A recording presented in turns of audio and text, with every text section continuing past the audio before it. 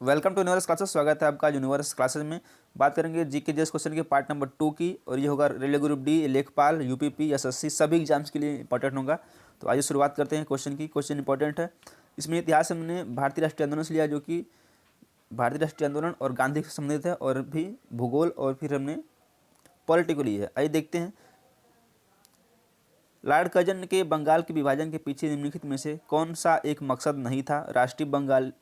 बंगाली राष्ट्रीयता के मूल पर हमला करना, बांटो और शासन करो की नीति, ब्रिटिश राज की शक्ति का प्रदर्शन, सरकार के प्रशासनिक भार को सहज करना। तो कौन सा मकसद नहीं था पूछा गया है, तो ये था सरकार के प्रशासनिक भार को सहज करना, ये मकसद नहीं था। बाकी ये तीनों था।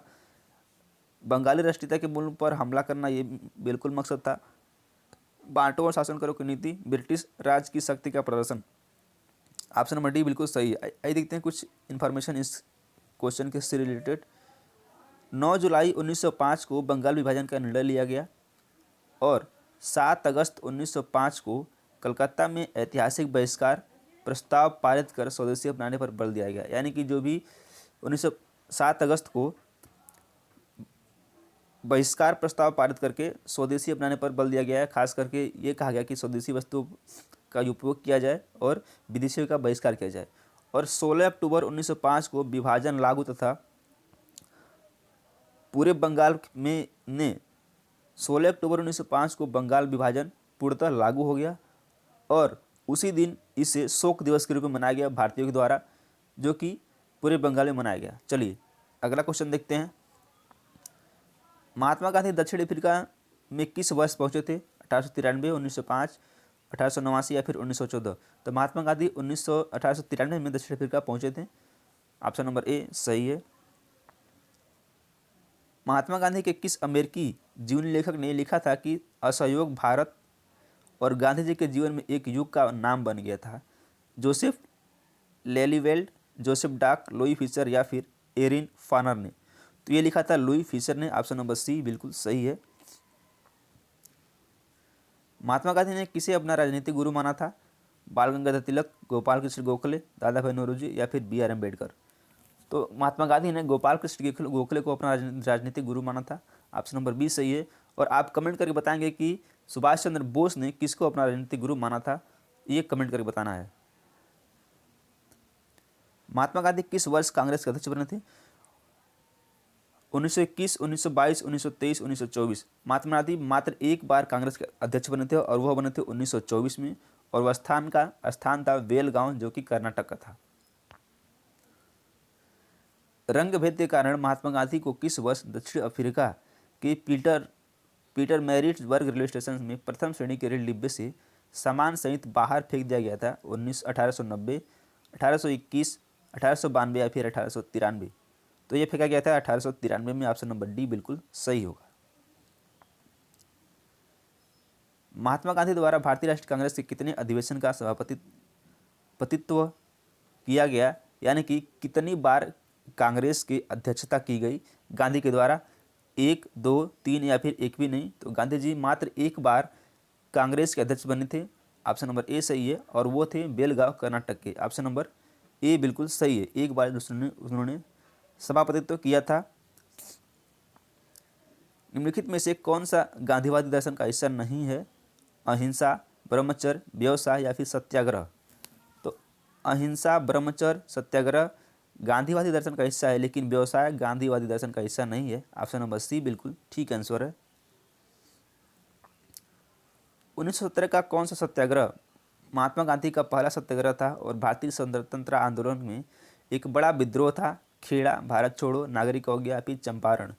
तो जो चंपारण सत्याग्रह था वो गांधी का पहला सत्याग्रह था, जो स्वतंत्रता आंदोलन में एक बड़ा विद्रोह था, और यह 1917 में हुआ था बिहार के चंपारण में। ये भी याद रखना है। महात्मा गांधी ने सत्याग्रह सभा की स्थापना कब की थी? दिसंबर 1920, मार्च 1918, फरवरी 1919 या फिर अप्रैल 1921? ये की गई थी फरवरी 1919 में। ऑप्शन नंबर बी बिल्कुल सही आंसर है। निम्नलिखित में से कौन सा उच्चतम पर्वत शिखर गैर एशियाई है? गैर एशियाई पूछा गया है।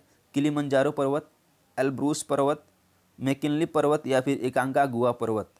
तो एकांकागुआ पर्वत जो है गैर एशियाई पर्वत है, ऑप्शन नंबर डी बिल्कुल सही है। बाकी ये तीनों एशिया में पर्वत स्थित हैं। विश्व की सबसे बड़ी पर्वत श्रृंखला कौन सी है? आल्पस, हिमालय, कराकोरम, एंडीज या फिर तिब्बत? तो सबसे बड़ी पर्वत श्रृंखला एंडीज पर्वत श्रृंखला है, ऑप्शन नंबर सी सही है। तनामी रेगिस्तान निम्नलिखित में से किस देश में स्थित है? चीन, दक्षिण अफ्रीका, ऑस्ट्रेलिया या फिर भारत? तो तनामी रेगिस्तान ऑस्ट्रेलिया में स्थित है, ऑप्शन नंबर सी बिल्कुल सही आंसर है। निम्नलिखित में से कौन सा देश आंशिक या पूर्ण रूप से सहारा रेगिस्तान में नहीं आता है? अल्जीरिया, लीबिया, नाइजीरिया या फिर मिस्र? अल्जीरिया भी आता है, लीबिया भी आता है, मिस्र भी आता है, लेकिन नाइजीरिया नहीं आता है सहारा रेगिस्तान में, ऑप्शन नंबर सी सही है। विश्व में सबसे बड़ा गर्म रेगिस्तान कौन सा है? थार, सहारा, गोबी या फिर मोजावे? तो सबसे गर्म रेगिस्तान सहारा रेगिस्तान है। कमेंट करके बताना है सहारा रेगिस्तान कहाँ है, हम आप पे छोड़ रहे हैं। कजाइल कुंभ रेगिस्तान स्थित है सऊदी अरब, उत्तरी ईरान, उज्बेकिस्तान या फिर तुर्कमेनिस्तान? तो कजाइल कुंभ रेगिस्तान उज्बेकिस्तान में स्थित है, ऑप्शन नंबर सी सही है। संविधान सभा के पहले अध्यक्ष कौन थे? Doctor B R Ambedkar, doctor Satyanarayan Sinha, doctor Rajendra Prasad या फिर उपरोक्त में से कोई नहीं? तो संविधान सभा की पहली बैठक 9 दिसंबर 1946 को हुई थी और इसमें संविधान सभा के पहले अध्यक्ष जो थे वो थे सच्चिदानंद सिन्हा, जो अस्थायी थे। और उसके बाद दूसरी बैठक में डॉक्टर राजेंद्र प्रसाद को अस्थायी रूप से संविधान सभा का अध्यक्ष बनाया गया था। इसका answer option number D C B सही है, डॉक्टर सच्चिदानंद सिन्हा।